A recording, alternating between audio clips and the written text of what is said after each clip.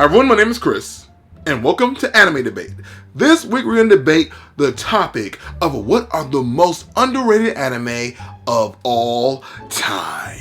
Okay, not of all time, just in general. I'm just kind of throwing together a list of anime that I've seen. So if you see some anime in here that you're like, hey, I never saw that, or hey, I've seen that and it's not underrated, you let me know. Just let me know. Let's talk about it down below. Get right into it. But I'll start off right away with the first anime on this list. Mirai Nikki, aka The Future Diary. Now, I've done a previous episode on this anime before, but I will still stand that it is one of the most underrated anime because it is an excellent, great, and enthralling show, and I never hear anyone talk about it. In fact, I found the show on YouTube. Somebody uploaded it, and it didn't have that many views. I'm still so confused because it was so intriguing, and the entire plot and storyline unraveled like a great mystery novel, and yet no one ever talks about it. I dare say it's one of the greatest conspiracies in... Okay, I'll just stop there and just say it's a good show, and you should check it out. Number 9.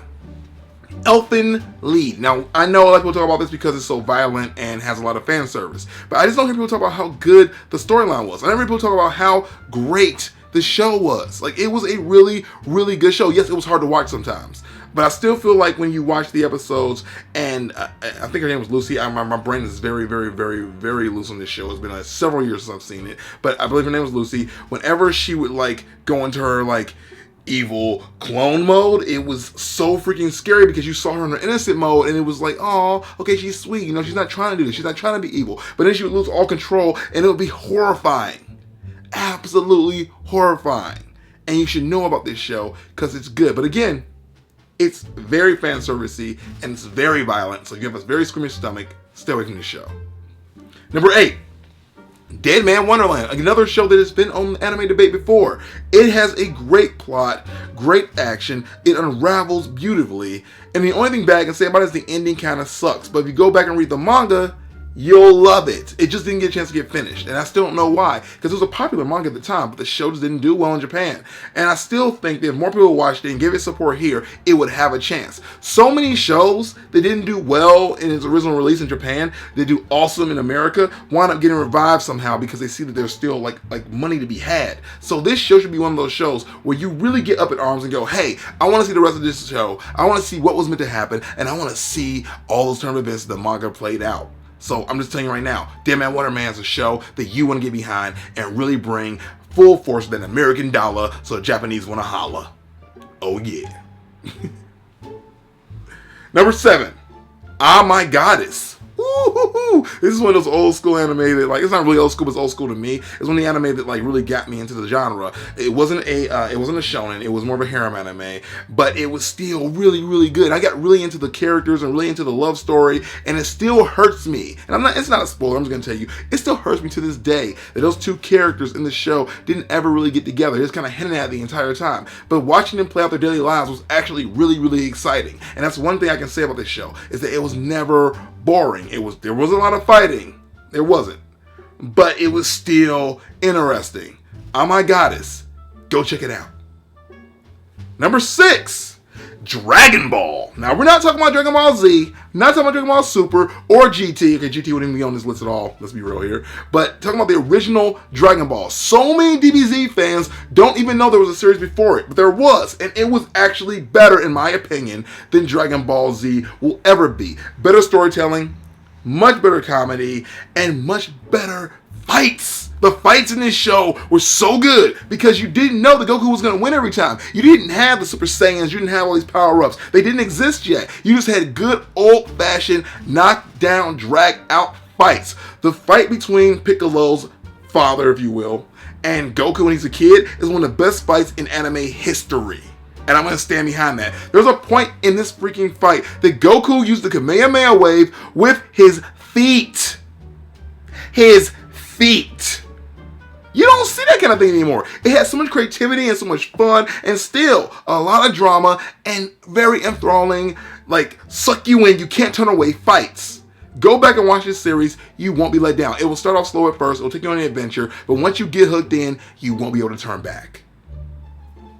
Number 5, GTO. Now, GTO has a very special place in my heart because before there were the anime and streaming and whatnot, and even DVD sets, GTO came out like every other like month in DVDs, and I kept going buying them individually, one by one by one by one, and I have all of them. And then I found out later they did sets, and I felt really stupid because I spent a lot of money, but it was worth it. Now GTO is about a teacher. It's called Great Teacher Onizuka. He is a teacher who used to be a punk, and he's forgiven and given up his ways of his bad boy days, and now he's a teacher trying to help kids and save the world. And it is just great. It has a great soundtrack. The opening themes are so addicting, and the show just is great. It has moments of humility, has moments of embarrassment, has lots of slice of life from Japan, and it's just an excellent show that more people should watch. It is so good, it'll make you scream. Now I admit that towards the, I guess, the middle of the series, it starts to drag on a little bit and it starts to get repetitive, but I still think it's worth your time, and I still think more people should know about it because it really is a great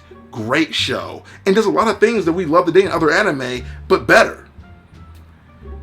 Number 4, G Gundam. Now, I talk about this a lot because I love this show. It's one of the most hype anime for me ever. It's a anime that is taking the Gundam formula, the big giant robot and the mobile fighting suits, and just amping it up to ridiculous levels of hype. It's like, my hand of mine is burning red. Like, it was on Toonami for a little bit, and I still don't understand why people don't get so crazy about this show. As a kid, I would watch this show, and I would get up in my couch and go, oh my God, oh my Lord, oh. Like, every fight was phenomenal. You love shonen, you're gonna love this show. Number 3, the Tatami Galaxy. Now, I just started watching this show fairly recently, but I gotta say, I don't know why I haven't heard about it before. It has a great original plot where it takes it takes a Groundhog Day kind of approach where the main character is repeating the same day again and again and again. But if he makes a different choice that second day, it changes the outcome of the next day,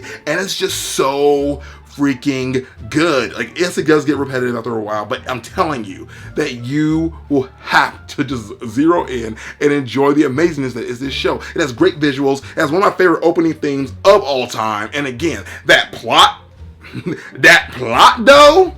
Mwah.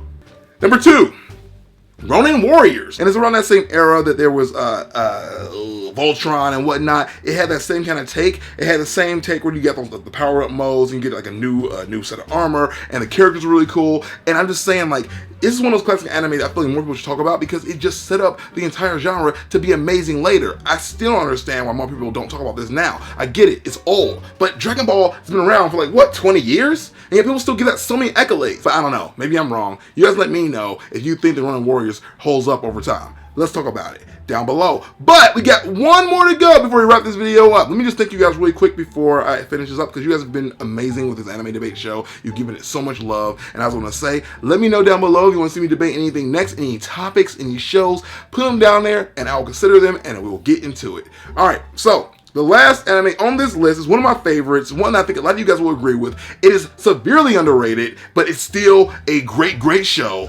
Hajime no Ippo. It is a boxing show, and again, like G Gundam, it is hype. It is so good. It's so freaking amazing. Like, I'm telling you, it has so many episodes, and I don't get why more people don't talk about this show. I saw it at an anime convention with friends, just some guy was just streaming it on his computer, and we all walked in, and all of a sudden, you had like 6 grown black geeks freaking out, screaming like church ladies, like, ah! Over this show. We were all freaking out, and it was so amazing because it just kept us enthralled. We literally stood there and watched episode of episode of episode of episode of episode of episode of episode. Like, we couldn't stop. It was addicting because it was so freaking awesome.